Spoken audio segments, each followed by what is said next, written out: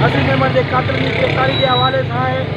जॾहिं तव्हांखे ख़बर आहे त सहाफ़ी अज़ीज़ मेमन वॾे अरसे खां सहाफ़त जे शोबे सां वाबस्ता रहियो ऐं जेको जॾहिं हुन उते जे MNA जे ख़िलाफ़ हिकु स्टोरी शाया कई बिलावल भुट्टो जो 10 मार्च जेको थी रहियो उन में उन MNA उतां जे रहवासियुनि खे पैसा वठी जेको उनखे जेको 10 मार्च में वठी वियो। जॾहिं उनखे उहे पैसा उते माण्हुनि खे न मिलिया त उते जे MNA जे लाइ उहो अख में कंडो बणि थी वियो।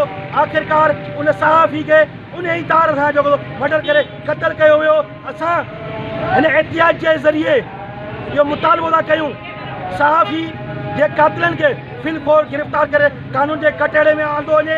असां सहाफ़ियुनि जे हर दुख सुख में गॾु आहियूं। अॼु हिन पुरअमन एहतियात जे ज़रिए हुकूमत खे चिता था ॾियूं चाहे वो कातिल केतिरा बासर छो न हुजनि उनखे बुतों को हम खुद ही तराशते हैं बुतों को, हम वो नहीं जिन्हें तराशा जाए। संघ यूनाइटेड पार्टी सिंध की मालिकी की सियासत करे थी। संघ यूनाइटेड पार्टी जिथे भी ज़ुल्म जाती किया है, जिथे भी ज़ुल्म जाती किया है, संघ के मुतलिक करप्शन थी है, ज़मीनूं लुटियूं वयूं आहिनि, क़तल थिया आहिनि। संघ यूनाइटेड पार्टी सिफ़े अवल में बीठी आहे।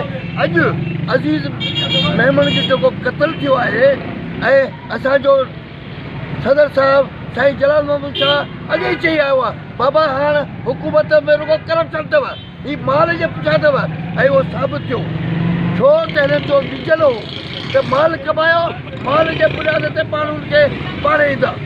बाबा जॾहिं माल जे बुनियाद ते माण्हू पार्टीअ बीजल ई कोन्हे रहियो, बीजल ई न आहे, सोच ई न आहे त हक़ घुरण खां कुर्की थियो थो। प्यारा साथियो, असांजो ही जेको अॼु जो मुज़ाहिरो असांजो दिलेर सहाफ़ी मैरापुर जो अज़ीज़ मेमन जेको शहीद कयो वियो आहे उन जे लाइ, उन जे कातिलनि खे गिरफ़्तार करण जे लाइ असां हुकुमराननि खां इहा घुर था कयूं त अज़ीज़ मेमन जा कातिल गिरफ़्तार कयो, उन्हनि खे सख़्तु सज़ा ॾियो।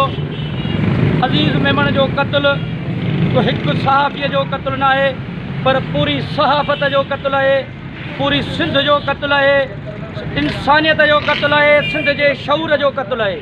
असीं इन क़त्ल जी पुरज़ोर लफ़्ज़नि में मज़मत था कयूं ऐं पेटेल जे प्लेटफॉर्म तां असां उस्ताद बिरादरी हिन सहाफ़ी भाइरनि सां हर दुख सुख में गॾु आहियूं। जॾहिं बि जिथे बि घुराईंदा असीं हिननि सां गॾु आहियूं, कुलो कुले में मिलाए पीअंदासीं ऐं उन जे पोयनि सां असीं दुख में बराबरि जा शरीक आहियूं।